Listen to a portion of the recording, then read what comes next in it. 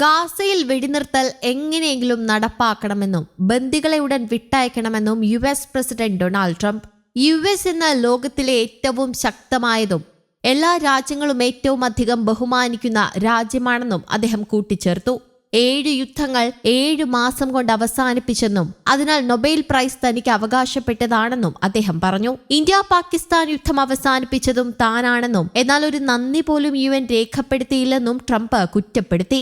UN നിലനിൽക്കാൻ കഴിയുമോ എന്ന് പോലും സംശയമാണെന്നും ലോകത്തിന് നേതൃത്വം നൽകേണ്ടത് അമേരിക്കയാണെന്നും അദ്ദേഹം പറഞ്ഞു.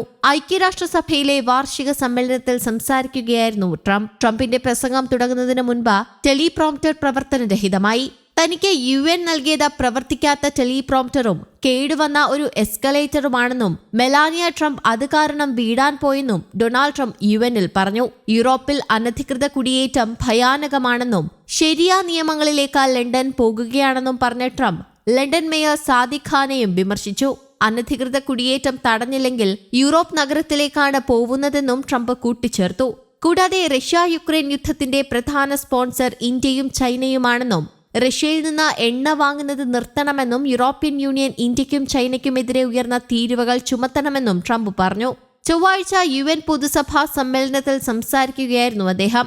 യുദ്ധ സ്പോൺസർമാരായ ഇന്ത്യക്കും ചൈനയ്ക്കുമെതിരെ കൂടുതൽ തീരുവ ചുമത്തണമെന്ന് യൂറോപ്യൻ രാജ്യങ്ങളോട് താൻ ആവശ്യപ്പെടുകയാണെന്ന് ട്രംപ് പറഞ്ഞു. നേരത്തെ ഇതേ കാര്യം നാറ്റോയിലെ സഖ്യകക്ഷികളോടും G7 രാജ്യങ്ങളോടും ട്രംപ് ആവശ്യപ്പെട്ടിരുന്നു. റഷ്യയിൽ നിന്ന് എണ്ണ വാങ്ങി യുക്രൈൻ യുദ്ധത്തെ സഹായിക്കുകയാണെന്നാരോപിച്ച ഇന്ത്യയ്ക്ക് US 25% പിഴത്തീരുവ ചുമത്തിയത് ഇരു രാജ്യങ്ങളും തമ്മിലുള്ള ബന്ധം വഷളാക്കിയിരുന്നു. റഷ്യയിൽ നിന്ന് എണ്ണ വാങ്ങുന്നത് നിർത്താനും യൂറോപ്യൻ രാജ്യങ്ങളോട് ട്രംപ് ആവശ്യപ്പെട്ടിട്ടുണ്ട്. അത് നിർത്തില്ലെന്ന് ഹംഗറി വ്യക്തമാക്കിയ പശ്ചാത്തലത്തിലാണിത്. ബന്ദികളെ മോചിപ്പിക്കാൻ പോലും ഹമാസുകാർ സമ്മതിക്കാത്ത പശ്ചാത്തലത്തിൽ പലസ്തീന്റെ രാഷ്ട്രപദവി അംഗീകരിക്കുന്നത് ഒക്ടോബർ 7 ആക്രമണം ഉൾപ്പെടെയുള്ള ഹമാസിന്റെ ക്രൂരതയ്ക്കുള്ള സമ്മാനമാണെന്നും ട്രംപ് പറഞ്ഞു. ജനുവരിയിൽ അധികാരത്തിലെത്തിയ ശേഷം ട്രംപ് ആദ്യമായാണ് ഐക്യരാഷ്ട്രസഭയെ അഭിസംബോധന ചെയ്യുന്നത്.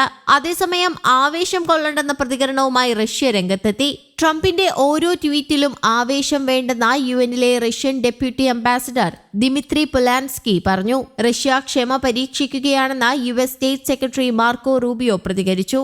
സമാധാന ഉടമ്പടിക്കായാണ് US ശ്രമിക്കുന്നത്. അതിന് സാധ്യമാകാത്ത സാഹചര്യമാണെങ്കിൽ വേണ്ടത് ചെയ്യാനറിയാം. യുക്രൈന് പുറമെ മറ്റ് യൂറോപ്യൻ രാജ്യങ്ങളുടെ വ്യോമ മേഖലയിലേക്കും റഷ്യ ഡ്രോണുകളും യുദ്ധവിമാനങ്ങളും അയക്കുന്നത് പ്രകോപനമാണെന്നും റൂബിയോ പറഞ്ഞു. പുടിന്റെ നിലപാടിൽ USന് കടുത്ത അമർഷമുണ്ട്. റഷ്യയ്ക്കുമേൽ കൂടുതൽ ഉപരോധം പരിഗണിക്കും. യൂറോപ്യൻ യൂണിയനും അതിന് ശ്രമിക്കേണ്ടതാണെങ്കിലും അവരത് ചെയ്യുന്നില്ല.